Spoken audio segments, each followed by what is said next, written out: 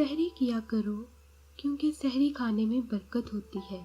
رمضان وہ خوبصورت مہینہ ہے جس میں قرآن پاک نازل کیا گیا، اسی لیے اللہ تعالیٰ نے اس مہینے کو گناہوں سے آزادی اور بابرکت بنا دیا ہے۔ رمضان اللہ کی طرف سے دعاؤں، مغفرت اور رحمتوں کا مہینہ ہے۔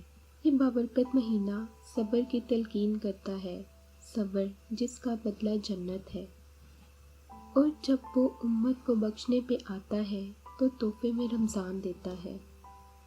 جب رمضان کا مہینہ آتا ہے تو جنت کے دروازے کھول دیے جاتے ہیں اور شیطان زنجیروں میں جکڑ دیے جاتے ہیں۔ روزہ دار کا سونا عبادت، اس کی خاموشی تسبیح اور اس کی دعا قبول اور اس کا عمل مقبول ہوتا ہے۔ رمضان صرف بھوکا رہنے کا نام نہیں، اس میں انسان اپنی عبادت کے ذریعے اپنے روح کو منور کر سکتا ہے۔